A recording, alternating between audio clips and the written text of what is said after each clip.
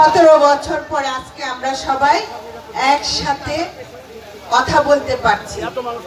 এই যে প্রাথমিক যে স্বাধীনতাটা এসেছে সেটা কিন্তু আমরা চূড়ান্ত পর্যায়ে নিতে পারি নাই। আমাদের আগামী ফেব্রুয়ারি মাসে সে চূড়ান্ত পর্যায়ে যাওয়ার একটা সিদ্ধান্ত এসেছে। আমার সম্মানিত নেতৃবৃন্দ, আমি আপনাদের অনুরোধ করব, আপনারা সেই নির্বাচন, গণতান্ত্রিক নির্বাচনের জন্য আপনারা সবাই একত্রিত হয়ে এই ধানের শীষের জন্য কাজ করবেন। আপনারা সবাই জানেন আমাদের নেতা বাংলাদেশ জাতীয়তাবাদী দলের ভারপ্রাপ্ত চেয়ারম্যান জনাব তারেক রহমান দীর্ঘ 17 বছর ধরে কিন্তু বাংলাদেশের মানুষের জন্য কাজ করে যাচ্ছে। বাংলাদেশের প্রতিটা মানুষ যাতে ভালো থাকে সেইভাবে উনি কিন্তু প্রত্যেকটা পদক্ষেপ নিচ্ছেন, যার পরিপ্রেক্ষিতে কিন্তু আজকে 31 দফা এসেছে। এটা 31 দফাটা কিন্তু শুধু দলের না, এই 31 দফাটা বাংলাদেশের 18 কোটি মানুষের জন্য করা হয়েছে।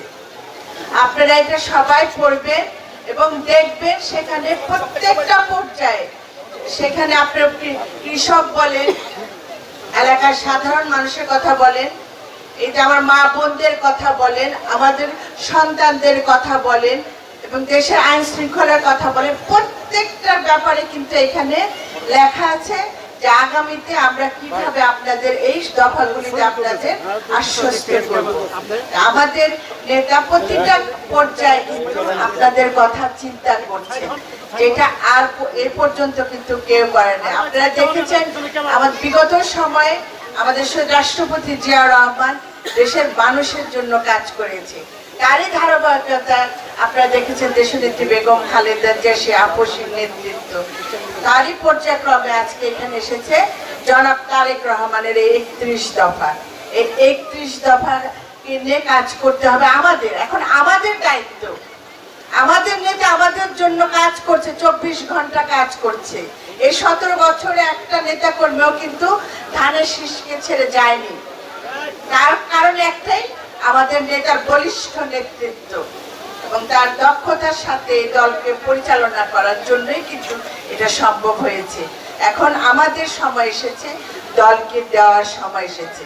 আমাদের কি দেওয়ার দলকে, সেটাও হলো একটা ভোট দেওয়া, মূল্যবান ভোটটা দেওয়া, মূল্যবান ভোটটা দেওয়া এবং বিশেষ করে যারা তরুণ প্রজন্ম তাদের জন্য কিন্তু একটা অনেক বড় একটা সুযোগ এসেছে, এই দেশকে বাঁচার সুযোগ এসেছে। তাদের একটা প্রথম যে জীবনে প্রথম ভোটটা দিয়ে তারা তাদের এই দেশের জন্য একটা ভালো কাজ করতে পারবে। আমার যে নতুন প্রজন্ম আছে, আমার যে ভবিষ্যৎ সন্তানরা আছে, তাদের কাছে অনুরোধ থাকবে, তোমরা তোমাদের জীবনের প্রথম ভোটটা দিতে যে যেন ভুল করো না। তোমাদের একটা ভুল তোমাদের সারা জীবনের ভবিষ্যৎ নষ্ট করে দিবে। তোমরা সবাই তোমাদের যে মা বাবা আছে তাদের নিয়ে তোমরা ধানের শীষে ভোটটা দেবে, কারণ মা বাবা সন্তানের ভালোর চিন্তা করে, মা বাবা কখনো সন্তানের খারাপ চিন্তা করে না। সেই মা বাবাকে সাথে রেখে তোমাদের এই মূল্যবান ভোটটা ধানের শীষে দিতে হবে, তাহলে আমরা সব কাজ করতে পারবো। এই যে আমার সামনে মা বোনরা আছেন, আপনাদের দায়িত্ব বেশি, কারণ আমরা মারা সন্তানদের কথা বেশি চিন্তা করি। আগে প্রথমে আমাদের প্রথম চিন্তা আসে আমার সন্তানটা ভালো থাকবে কিনা, এটা তো আমরা চিন্তা করি। এটা আপনারা রাস্তাঘাট চাচ্ছেন কার জন্য চাচ্ছেন? সন্তানদের জন্যই তো, যে আমার সন্তান স্কুলে যাবে, ওর জন্য কষ্ট না হয়, ওর জন্য ভালোভাবে স্কুলে যেতে পারে।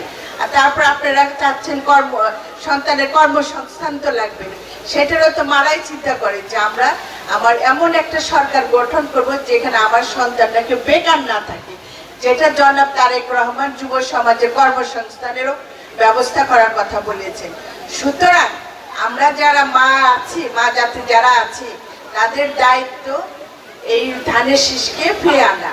আমাদের মানিকগঞ্জে একটা প্রবাদ আছে না, ধানের শীষের ধানের শীষের মাটি, ধানের শীষের ঘাটি, সেই প্রবাদটাকে আমাদের আবার ফিরিয়ে আনতে হবে। ফিরিয়ে আনার দায়িত্ব কিন্তু আমাদের। আমাদের দ্বারা, আমরা এখানে যারা আছি, আপনারা যারা আছেন, সবাই কিন্তু বাংলাদেশের বিশেষ করে মানিকগঞ্জের উন্নয়নের বিচারক হয়ে বসে আছে। আপনারা যদি ভুল সিদ্ধান্ত নেন তাহলে কিন্তু দেশ কিন্তু ধ্বংসের দিকে চলে যাবে। দেশের অর্থনৈতিক তো অবস্থা আপনারা দেখছেন কি অবস্থায় আছে। সেই ক্ষেত্রে আপনারা কিন্তু অনেক বড় দায়িত্ব পালন করছেন। এই যে আমরা মানিকগঞ্জে 18 লক্ষ মানুষ যারা আছে, তারা কিন্তু একটা বড় দায়িত্বে আছে এবং আমাদের বিবেকের কাছে আমাদের পরিষ্কার থাকতে হবে।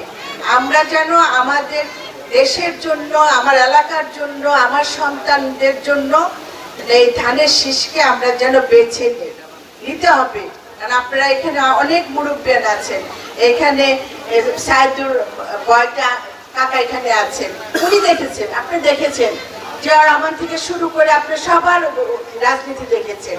উনি জানেন যে আমাদের জন্য কোন রাজনীতিটা আমাদের জন্য ভালো হবে। তা আমরা আশা করি মানিকগঞ্জের প্রত্যেকটা মানুষ ধানের শীষকে ভালোবাসে, মা বোনরা আরো বেশি ভালোবাসে। আমরা আগামীতে এই ধানের শীষকে আবার ফিরিয়ে আনবো। আমাদের নিজেদের অস্তিত্ব রক্ষার জন্য, আমরা দলের কথাও যদি বাদ দিই, নিজেদের বেঁচে থাকার জন্য লাগবে, আমার সন্তানদের জন্য লাগবে, নিজের পরিচয় দেওয়ার জন্য লাগবে, আমি যে একটা বাংলাদেশী সেই পরিচয় দেওয়ার জন্য লাগবে। আমার মানিকগঞ্জবাসী চিরকাল ধানের শীষের পক্ষে ছিল, আগামীতে থাকবে ইনশাল্লাহ। এবং সম্মানিত নেতৃবৃন্দ, আরেকটা জিনিস আপনারা দেখছেন, ইদানিং ধানের শীষকে কুলসিত করার জন্য বিভিন্ন ষড়যন্ত্র চলছে, এটা তো আপনারা বুঝতে পারছেন। ৭১ যে যারা এই দলের বিপক্ষে, দেশের স্বাধীনতার বিপক্ষে কাজ করেছে, সেই বিপক্ষের শক্তি কিন্তু আবার মাথা ছাড়া দিয়ে উঠেছে। আপনাদের সবাইকে সতর্ক থাকতে হবে, আমরা যেন আর কোন ষড়যন্ত্রকারীকে প্রশ্রয় না দিই। এবার কিন্তু আমাদের একদম মহা সিদ্ধান্ত নিতে হবে, আমাদের প্রত্যেকটা সিদ্ধান্ত যেন সঠিকভাবে পড়ে, সেই দিকে আপনাদের কাজ করতে হবে। আজকে আপনারা এখানে 4টা দাবি এখানে উঠেছেন, সেই দাবিটা যদি পূরণ করতে হয় তাহলে কি লাগবে? ধানের শীষকে লাগবে না? বাংলাদেশ জাতীয়তাবাদী দল লাগবে না? আমাদের নেতা জনাব তারেক রহমানের নেতৃত্বে লাগবে না? সেই যদি লাগে তাহলে আমাদের কি করতে হবে? কোনো দলই নেই, কোনো মার্কা নাই, এটি মনে মধ্যে রাখতে হবে। ধানের শীষের বিকল্প কোনো মার্কা নাই, কোনো দল নাই। জাতীয়তাবাদী দল জিন্দাবাদ, আমার দেশনেত্রী বেগম খালেদা জিয়া জিন্দাবাদ। সবাইকে আবারও ধন্যবাদ জানাচ্ছি, আমার ব্যক্তিগত এবং দলের পক্ষ থেকে কৃতজ্ঞতা জানাচ্ছি। দীর্ঘ সময় এবং নেতৃবৃন্দ সবাইকে অশেষ অশেষ ধন্যবাদ। সুন্দর একটা প্রোগ্রাম এটা নির্বাচন অফিসে জমা দিয়েছি এবং সেদিন আমাদের হিয়ারিং এ আমরা এটা দাবি, আকাশের মেঘ দেখলে যদি ভয় পেয়ে যান রাজনীতি করবেন কিভাবে? আকাশের মেঘ হয় না, এটা আমি দেখেছি। সেই ক্ষেত্রে আপনারা শুধু আল্লাহর কাছে দোয়া করেন